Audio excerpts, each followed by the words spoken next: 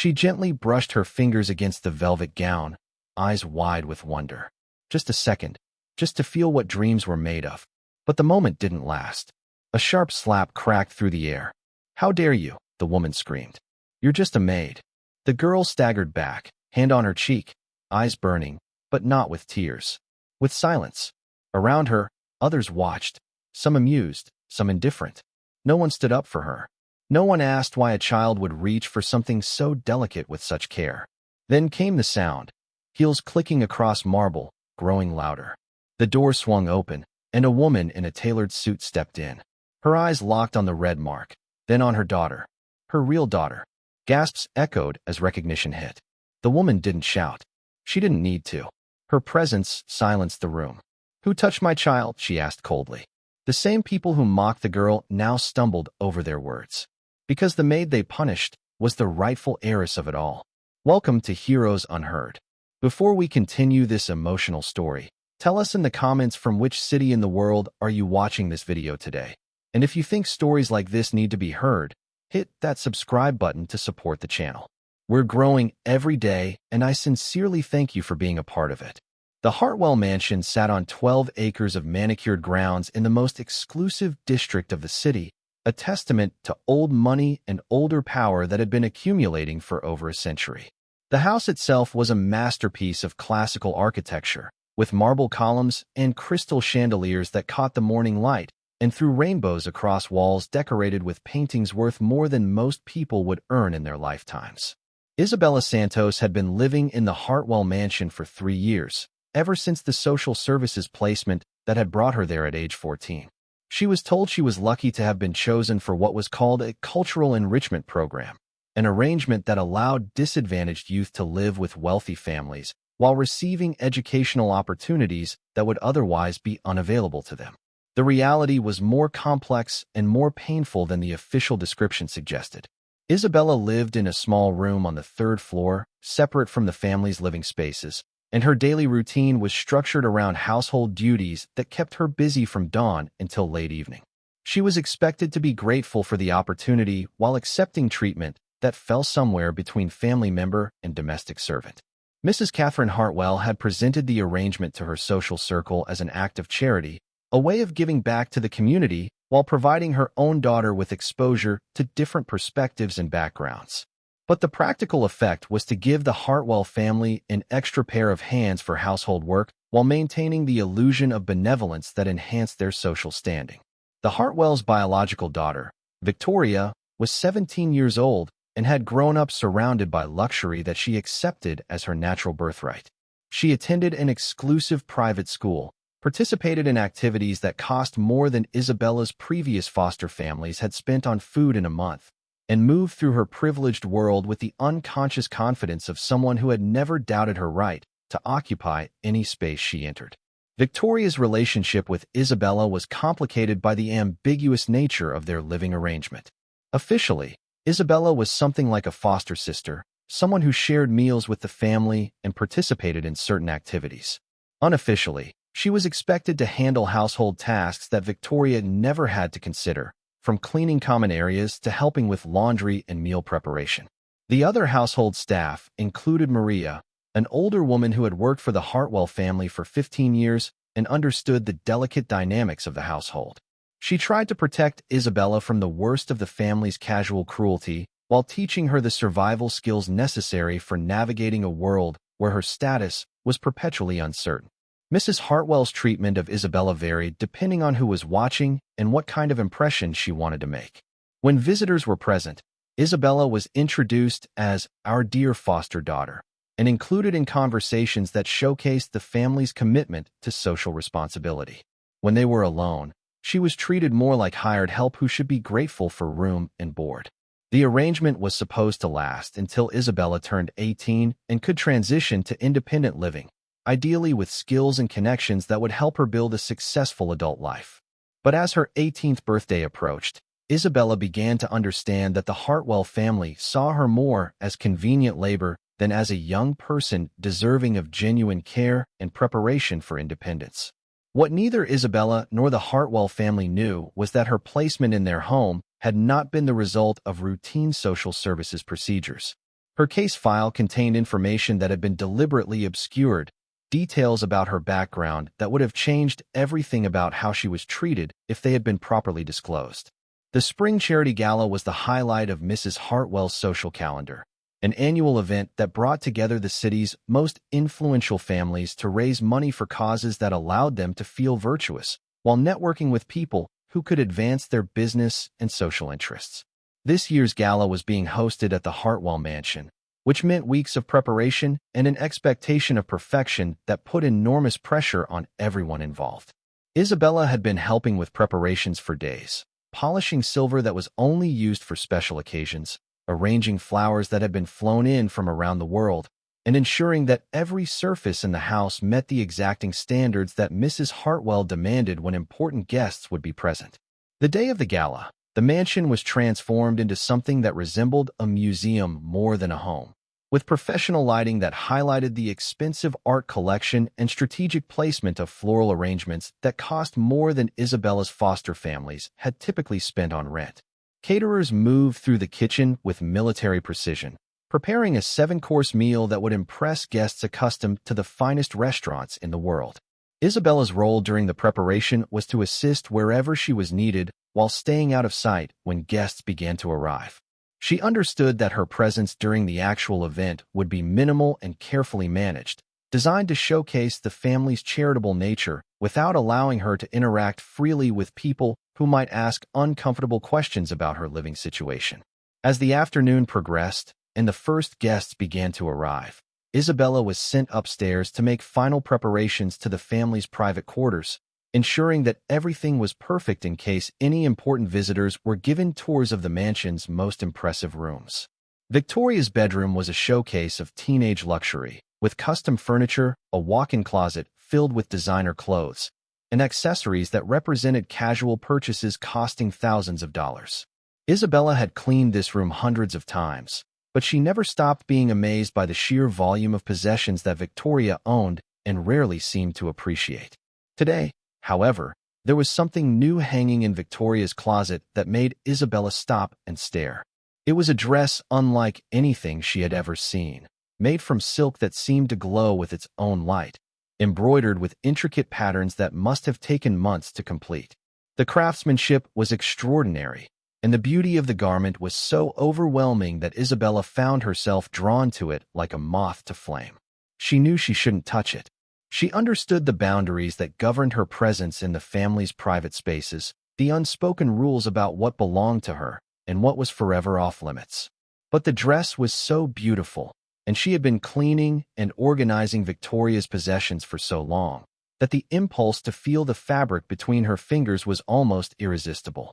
Isabella looked around the empty room to make sure she was alone, then reached out to touch the sleeve of the dress with the lightest possible contact.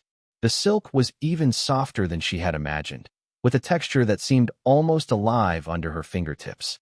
For just a moment, she allowed herself to imagine what it would feel like to wear something so beautiful, to move through the world dressed in fabric that made her feel worthy of the spaces she occupied. That's when Victoria walked into the room and saw Isabella touching her dress. The reaction was immediate and explosive. Victoria's face went white with rage, then red with indignation as she processed what she was seeing. "What the hell do you think you're doing?"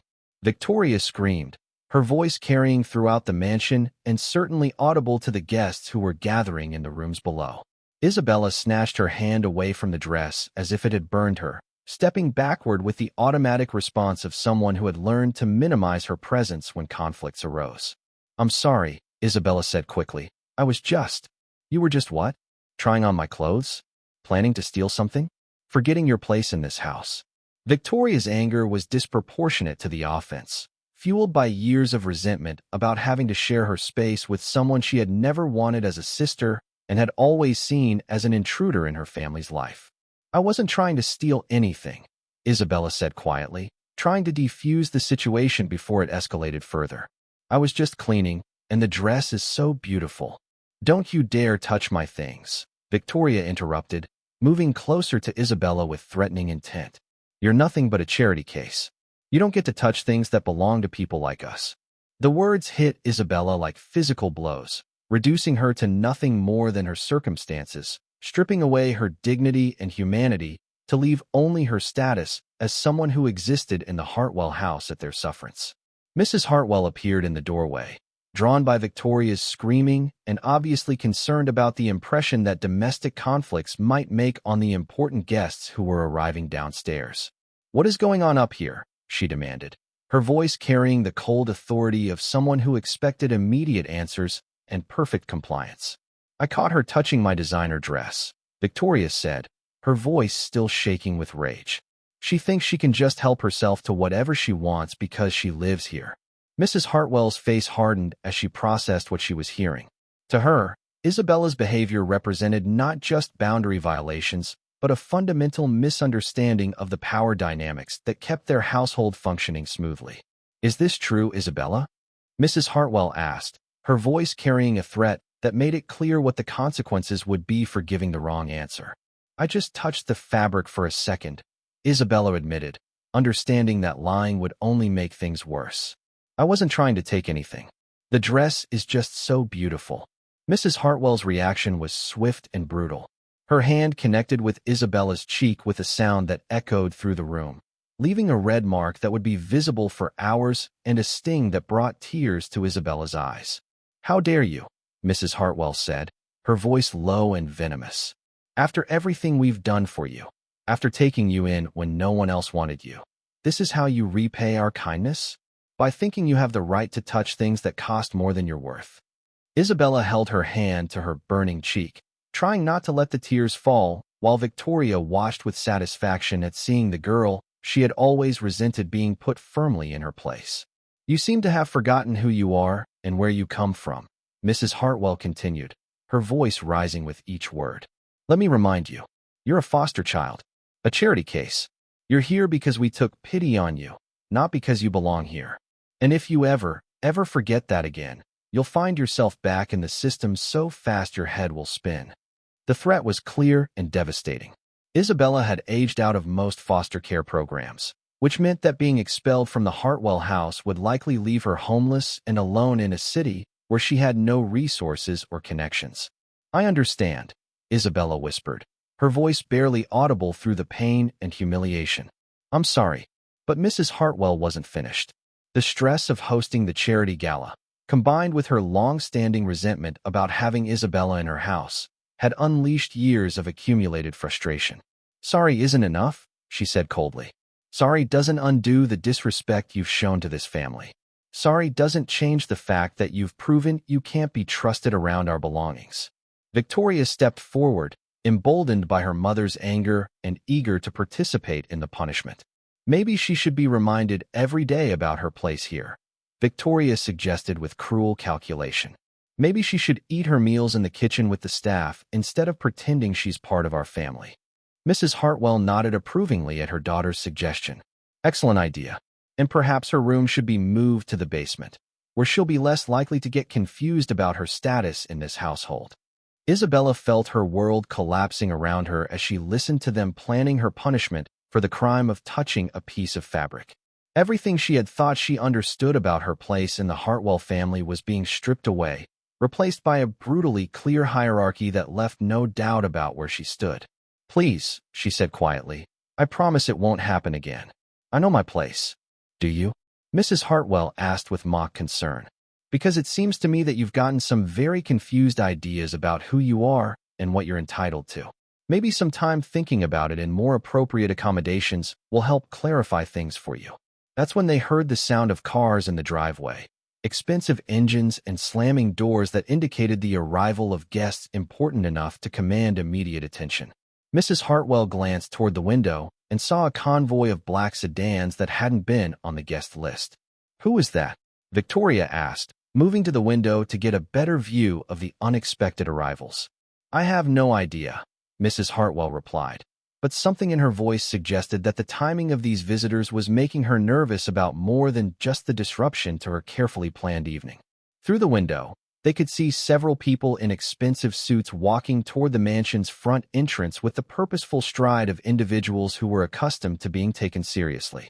But what caught Isabella's attention wasn't their obvious wealth or authority. It was something familiar about the way one of the women moved, something that stirred memories she had thought were lost forever. The doorbell rang with the kind of insistent authority that demanded immediate response, and Mrs. Hartwell found herself torn between continuing Isabella's punishment and attending to guests who clearly expected to be received without delay. "This conversation isn't over," she told Isabella with cold finality. "Stay here until I decide what to do with you."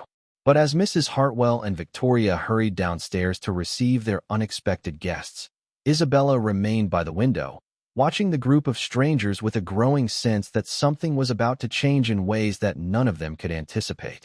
The woman who walked through the Hartwell mansion's front door carried herself with the kind of quiet authority that comes from wielding real power rather than inherited privilege. She was elegant without being ostentatious, expensively dressed but not flashy, and surrounded by people who clearly deferred to her judgment on matters of considerable importance. Elena Santos Morrison was one of the most successful businesswomen in the country, having built a technology empire from nothing more than intelligence, determination, and an understanding of market forces that had made her company indispensable to major corporations worldwide. But none of her professional accomplishments mattered as much to her as the personal mission that had brought her to the Hartwell mansion. For 3 years, she had been searching for her daughter.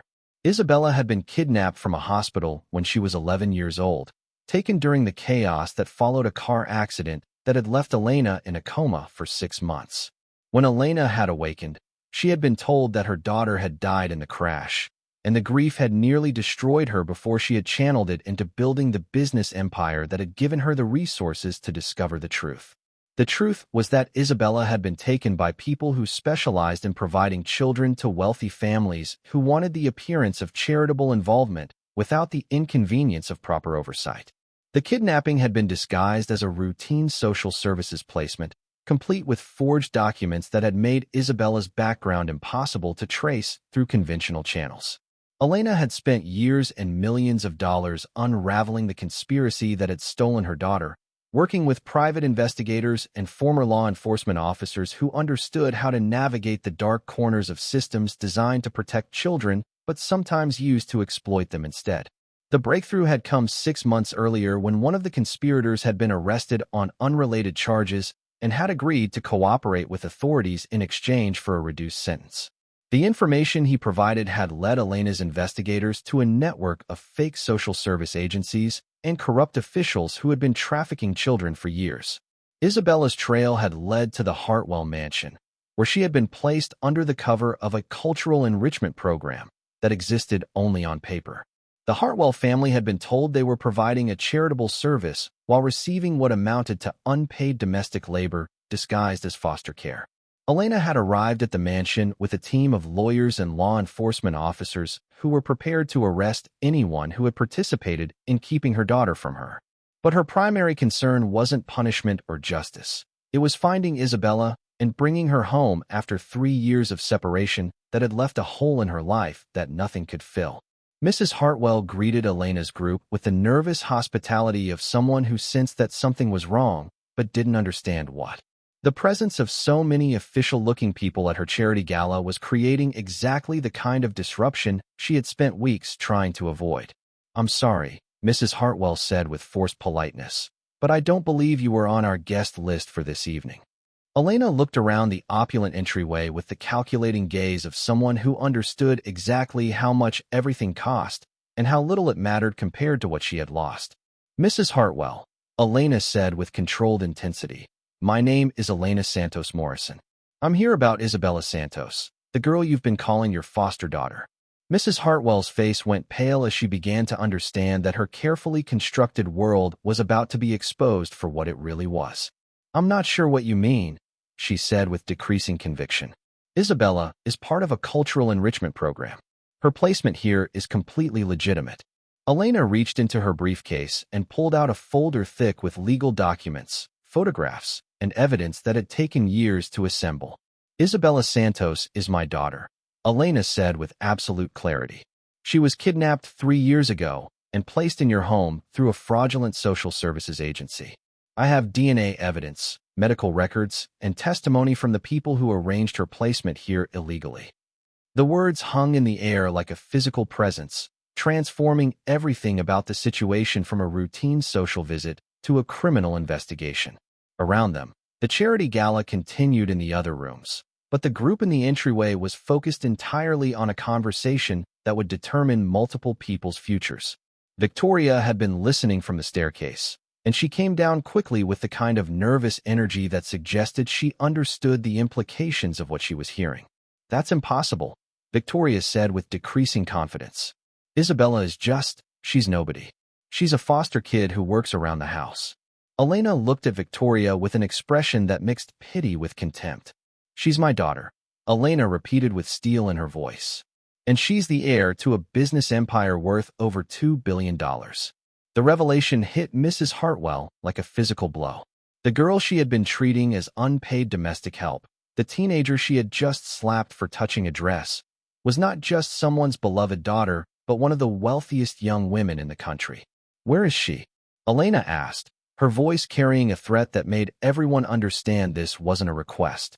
Mrs. Hartwell gestured weakly toward the staircase, understanding that everything she had thought she knew about her household was crumbling around her. "She's upstairs," Mrs. Hartwell whispered. "In Victoria's room." Elena moved toward the staircase with the focused determination of someone who had been searching for 3 years and would not be denied. Behind her, the lawyers and investigators followed with the quiet efficiency of people who had been preparing for this moment and understood exactly what needed to happen next. They found Isabella still standing by the window in Victoria's room, her hand still pressed to the red mark on her cheek, staring out at the grounds where she had spent 3 years believing she was an unwanted charity case. When Elena saw her daughter for the first time in 3 years, she stopped in the doorway, as if someone had struck her. Isabella had grown from an 11-year-old child into a young woman, but her face was unmistakably the same, and the red mark on her cheek told Elena everything she needed to know about how her daughter had been treated. "Isabella," Elena said softly, her voice breaking with 3 years of accumulated grief and relief. Isabella turned around slowly, her face showing confusion and something that might have been recognition stirring in the depths of memory that had been suppressed by trauma and time. "Mama," Isabella whispered, the word coming from somewhere deeper than conscious memory, from a place where love lived even when everything else had been taken away. Elena crossed the room in 3 steps and gathered her daughter into her arms, holding her with the desperate intensity of someone who had thought she would never have this chance again. Isabella melted into the embrace, her body remembering what her mind had been forced to forget, understanding finally why she had never quite felt like she belonged in the Hartwell house. Behind them, Mrs. Hartwell and Victoria watched in shock as their carefully constructed world collapsed around them, understanding that they were about to face consequences for treating one of the most powerful families in the country's daughter as if she were worthless. The investigation that followed Elena's reunion with Isabella revealed the full scope of the conspiracy that had stolen 3 years from both of their lives. The fake social services agency had been trafficking children to wealthy families across the country, providing what appeared to be legitimate foster care while actually supplying unpaid domestic labor to people who wanted to appear charitable without the inconvenience of proper oversight. Mrs. Hartwell and her husband were arrested on charges of conspiracy, child trafficking, and exploitation of a minor.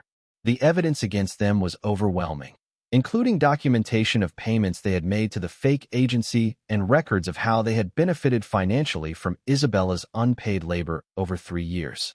Victoria was not charged criminally due to her age during most of the period in question, but she faced civil liability for her participation in the abuse and would spend years dealing with the social consequences of her family's exposure as child traffickers disguised as philanthropists. The Hartwell mansion was seized as part of the criminal investigation, and its contents were auctioned to help pay restitution to Isabella and other victims of the trafficking network. The charity gala that had been interrupted by Elena's arrival became the last social event ever held in a house that had been built on exploitation disguised as generosity. Isabella's return to her mother's life was complicated by the 3 years of separation and the trauma she had experienced during her time with the Hartwell family. She required counseling to process the psychological abuse she had endured and to rebuild her sense of self-worth after years of being told she was worthless. But gradually, with professional help and her mother's unwavering love, Isabella began to reclaim her identity as someone who mattered, someone who was loved unconditionally, someone who had been missed desperately during every day of their separation. Elena used her considerable resources to establish a foundation dedicated to protecting children in foster care and investigating cases where children had disappeared into systems that were supposed to protect them. The foundation's work led to the discovery of dozens of other trafficking networks and the rescue of hundreds of children who had been exploited under the guise of charitable care. Isabella eventually decided to join her mother's business, bringing insights about vulnerability and exploitation that helped the company develop technologies for protecting children and tracking people who had been separated from their families. Her experiences had given her a unique understanding of how systems could be manipulated to harm the people they were supposed to help. The dress that had triggered the confrontation in Victoria's room was eventually donated to a museum as part of an exhibit about child trafficking and the importance of proper oversight in foster care systems. Isabella had never wanted to own it after understanding what it represented, but she supported its use as an educational tool that might help prevent other children from experiencing what she had endured. Years later, Isabella would speak publicly about her experiences, not to gain sympathy, but to help people understand that trafficked children often lived in plain sight, in houses that appeared respectable, treated by people who maintained public reputations for generosity and social responsibility. Her story helped change laws governing foster care oversight and inspired reforms that made it harder for traffickers to exploit gaps in systems designed to protect vulnerable children.